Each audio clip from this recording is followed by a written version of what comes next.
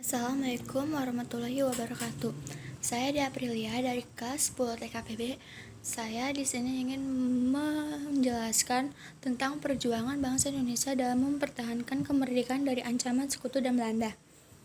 Tanggal 24 September 1945, tentara sekutu dengan satuan khususnya AFNI atau Allied Forces Netherlands East India yang dipimpin Sir Philip Christison datang ke Indonesia dengan tujuan A. Menerima penyerahan kekuasaan dari Jepang, B. Melucuti Jepang yang telah kalah perang dengan sekutu, C. Mengurus orang-orang sekutu atau Belanda yang ditawan Jepang, D. Memelihara ketertiban dan keamanan supaya pelaksanaan tugas berjalan dengan lancar, E. Menghimpun keterangan tentang penjahat dan menuntut mereka di depan pengadilan sekutu.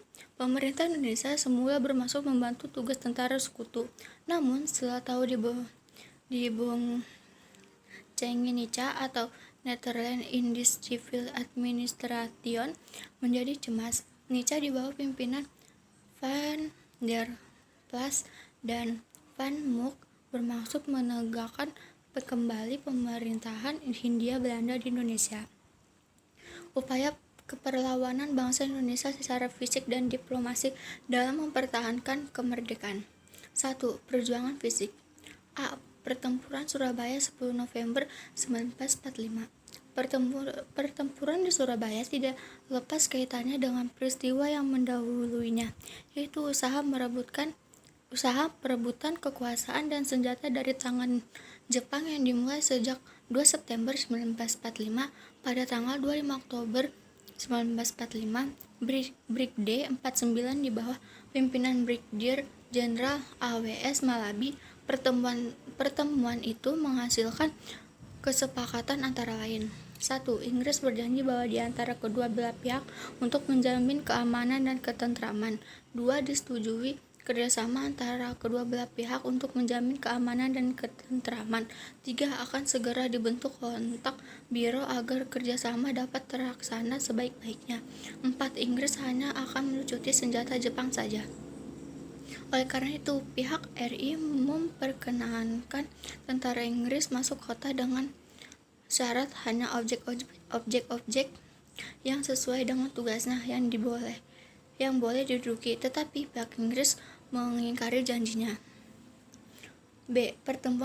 Pertempuran Ambarawa Magelang terjadi pada tanggal 20 November 1945 sampai 15 Desember 1945 antara pasukan TKR dan pemuda Indonesia melawan pasukan Inggris. Peristiwa ini berlatar belakang karena adanya insiden di Magelang sesudah mendaratnya Brigade Artileri dari Divisi India ke-23 yang berlangsung di Semarang. Pihak RI memperkenankan mereka untuk mengurus tawanan perang yang berada di penjara Ambarawa dan Magelang. Tetapi kedatangan pasukan Inggris diikuti oleh Nica yang kemudian mempersenjatai para bekas tawanan tersebut. Pada tanggal 26 November 1945 terjadi insiden di Magelang yang larut menjadi pertempuran antara TKR dengan sekutu. Insiden tersebut berhenti ketika Presiden Soekarno dan Brigadir Jenderal Betel datang ke Magelang. Pihak sekutu ternyata mengingkari janjinya. Pada tanggal 20 November 1945 di Ambarawa terjadi pertempuran antara TKR di bawah pimpinan Mayor Sumarto dan tentara sekutu. Namun pada tanggal 22 November 1945 pasukan sekutu melakukan pemboman terhadap kampung-kampung di sekitar Ambarawa. Pasukan TKR bersama pasukan pemuda dari Boyolali, Salatiga, Kartasura bertahan di kuburan Belanda sehingga membentuk garis medan dan membelah kota Ambarawa. Sementara itu dari arah Magelang, pasukan TKR dari divisi F atau Purwokerto di bawah pimpinan Imam Adrogi melakukan serangan fajar pada tanggal 21 November 1945 dengan tujuan untuk memukul mundur pasukan sekutu. C. Pertempuran Medan Area.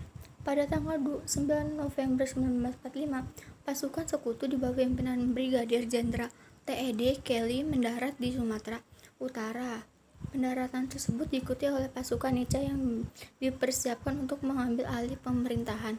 Pada tanggal 13 Oktober 1945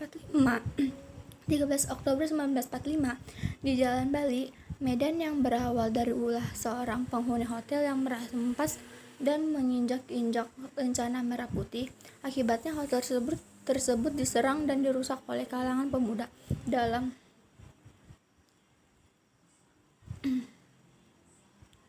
Dalam insiden ini, sebagian besar berasal dari kalangan Nica.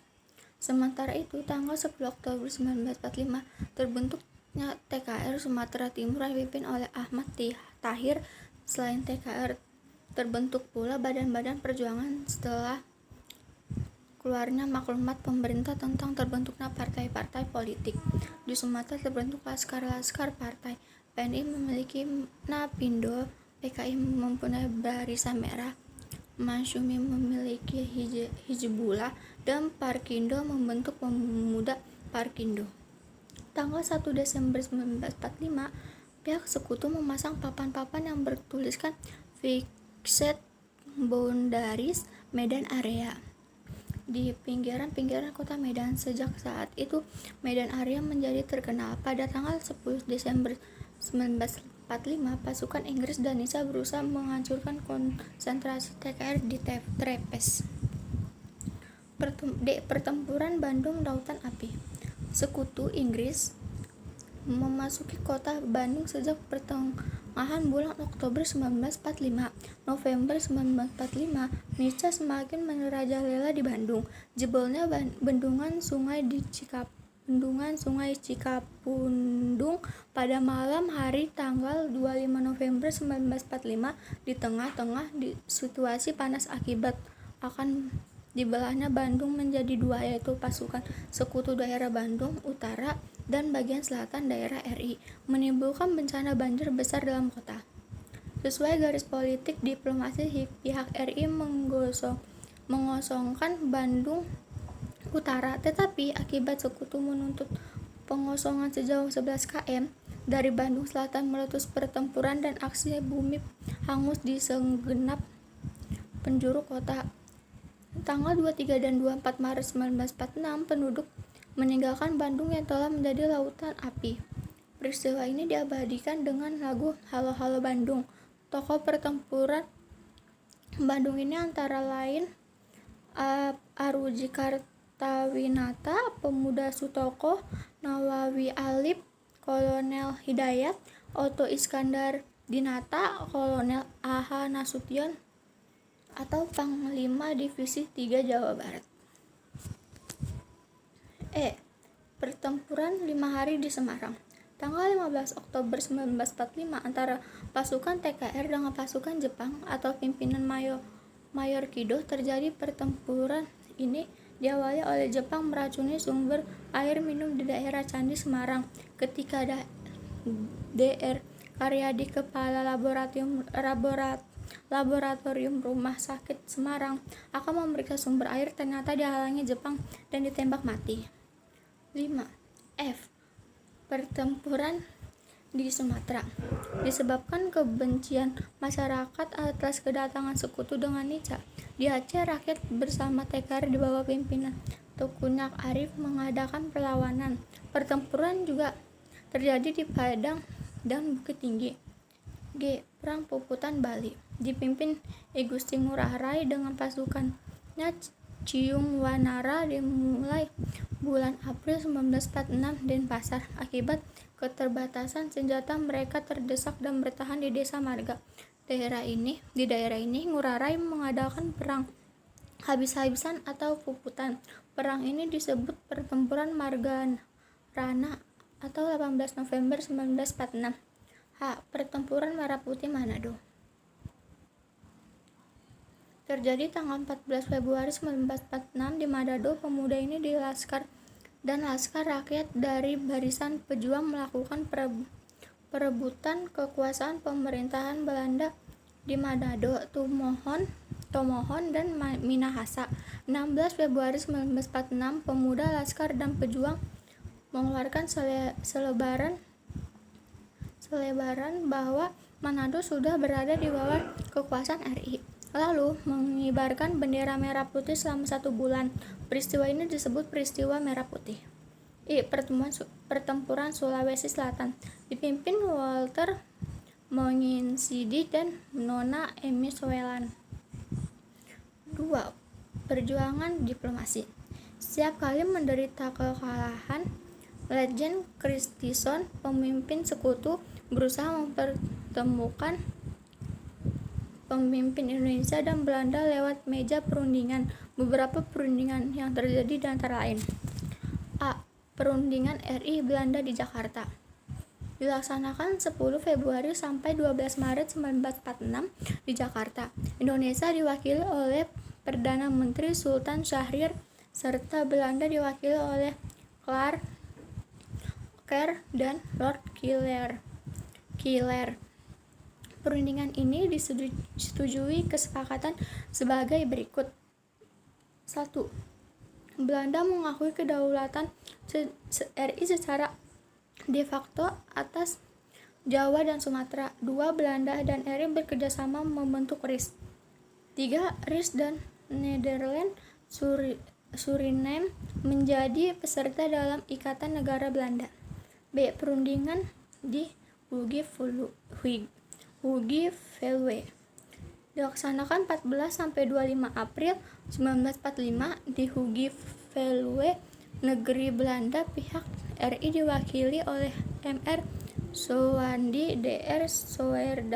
Soedarsono, dan Mr. A.K.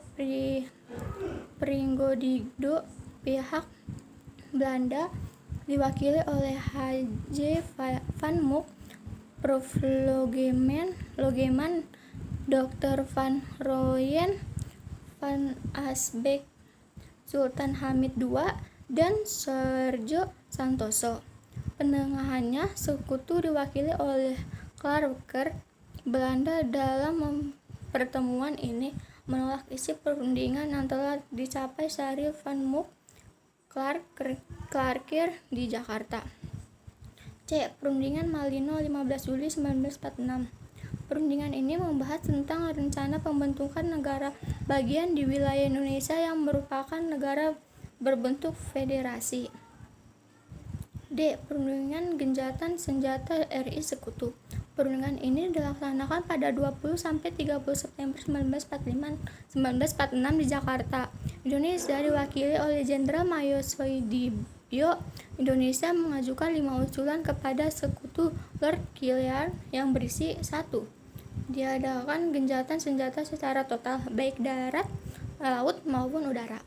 2. Penghentian masuknya pasukan Belanda ke Indonesia.